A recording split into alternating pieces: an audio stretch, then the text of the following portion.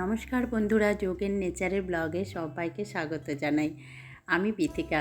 সকালে দেখুন ছাদে চলে এসেছি। আমার গাছে যে কটা লাউ আছে, যে কটা বলবো না, একটা লাউ আছে সেটাই তুলবো, আর সিম কিছু তুলে নেব। আর লাউ আর সিমের সিজন শেষ হতে গেল, গাছগুলোতে আর বেশি লাউ খুব একটা ধরছে না, আর সিম তো একদম প্রায় শেষ হতে যাচ্ছে। এখনও আছে যে কটা, সেই ছবি দেখাবো।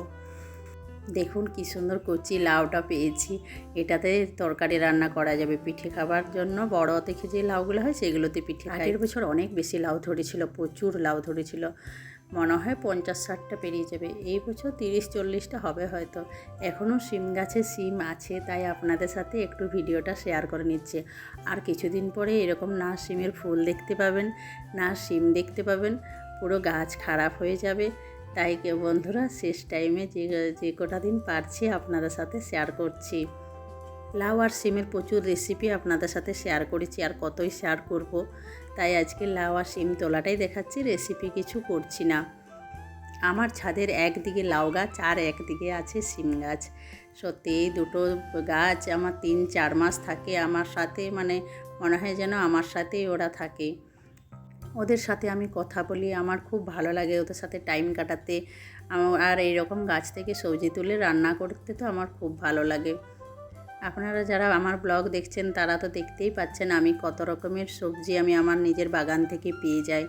এগুলো তো সত্যি বন্ধুরা কিছু খরচা করতে হয় না, পুরো বিনে পয়সাতেই বলতে পারেন, বিনা খরচেই বলতে পারেন। অত গাছ করি, সব কিছু কত কিছু সবজি পাচ্ছি, এত রান্না করে খাচ্ছি অর্গানিক সবজি, আমাকে কিচ্ছু খরচ করতে হয়নি।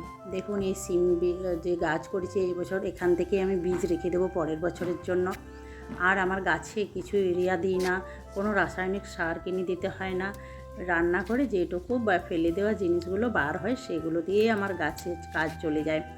অনেকে বলে ইউরিয়া না দিলে সবজিই হবে না, কিন্তু আমি তো আজ 4-5 বছর করছি। আমি এই সবজিগুলো তুলে নিয়ে এসে নিচে চলে এসেছি, দেখুন কত সুন্দর ফ্রেশ সবজি পাচ্ছি।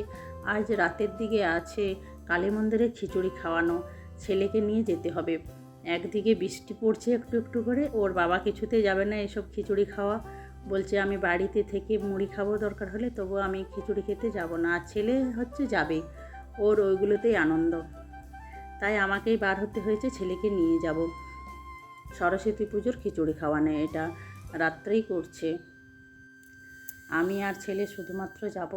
একটা ছাতা নিয়েছি, বৃষ্টি একবার পড়ে বন্ধ হয়ে গেছে কিছুটা পড়ে, কিন্তু ছাতাটা ব্যাগে থাকবে, বাই চান্স রাত্রে কিছু মাঝে কিছু যদি বৃষ্টি হয়। দেখুন ছেলে যাচ্ছে রাত্রে, কি ভয়, দিকে যেতেও ওর ভয় লাগছে, আবার যেতেও হবে ওকে খিচুড়ি খেতে। রাস্তাতে অনেক সময় ফাঁকা আর কুকুর আছে, ওর খুব ভয় লাগে।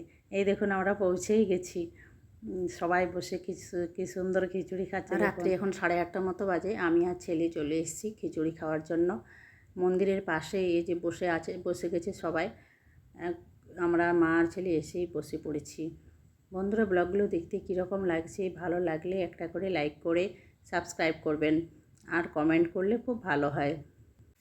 দেখুন থালা পাতা দিয়ে দিয়েছে, তারপরে দিচ্ছে তরকারি, কিন্তু খিচুড়ি এত বেশি ঝাল হয়েছিল বা এত গরম আছে যে ছেলে আমার কিছুই খেতে পারেনি। জল নিয়ে গেছি ওর জন্য, শুধু জল খেয়ে ফিরে এসছে। একবার করে একটু খাচ্ছে, মুখে লাগাচ্ছে আর শুধু জল খাচ্ছে, ওতেই ওর পেট ভরে গেছে।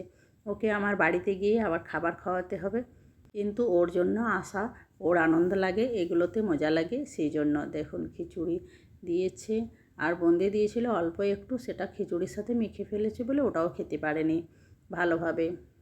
সরস্বতী পুজোর আগে ওরা এসেছিলো চাঁদা নিতে, 100 টাকা করে চাঁদা নিয়েছে। তারপর এই যে বলেছিল, তখন আমরা গ্রামের বাড়ি গিয়েছিলাম, যদি আগে খাওয়াতো তাহলে আর খাওয়া হতো না। দেখুন বোঁদে দিয়ে দিয়েছে, তো খাবার খেতে পারেনি, তাই আমার যতগুলো বোঁদে পেয়েছিলাম ওকে দিয়ে দিলাম। চলুন এরপরে ঠাকুর দেখাই। যে মন্দিরে দেখুন মা কালীর মন্দির, কিন্তু পাশে ওই যে সরস্বতী মা আর মূর্তিটাও আছে, এইখানেই পুজো হয়েছে মা কালীর মন্দিরে। ভালো করে দেখাই আপনাদেরকে। দেখুন কী সুন্দর মা কালীর মন্দির, এখানে কালী পুজো হয়, চাঁদা নিতে যায়। এই মন্দিরটা নতুন করে তৈরি হয়েছে। এমনিতে তো রাত্রিতে বাড়িতেই থাকা হয়, বলুন বাড়ি থেকে তো বার আর হয় না, কিন্তু এই আজকে বলে আসা হয়েছে, না হলে তো আর আসা হয় না। চলুন এরপর বাড়ি ফিরে, ওকে গিয়ে আবার কিছু খাওয়াতে হবে। দেখি ওর বাবা তো খেতে বসবে, সেই সময় ওকে খাইয়ে দেবো। আর শোবার সময় গরম দুধ এক কাপ এক গ্লাস খাইয়ে দেবো। এই দেখুন ওর বাবা এসেই দেখছি ওর বাবার এখনও খাওয়া হয়নি। তো ভালোই হয়েছে, বললাম ছেলের জন্য 2-4 খাবল খাইয়ে দাও ছেলেকে, তারপরে ওকে দুধ খাইয়ে দিলেই হবে ঘুমানোর সময়, তাহলেই ওর খাওয়াটা কমপ্লিট হয়ে যাবে। একদম খেতে পারেনি, ওর কিছুই খাবার খেতে পারেনি রাত্রে। দেখুন খেয়েও নিচ্ছে মুড়িগুলো কি সুন্দর গপ গপ করে। খাওয়া দাওয়ার পর রাত্রে সব রেডি হয়ে গেছে। মা বাবা আর ছেলের দেখুন একই রকম ড্রেস হয়ে গেছে আজকে।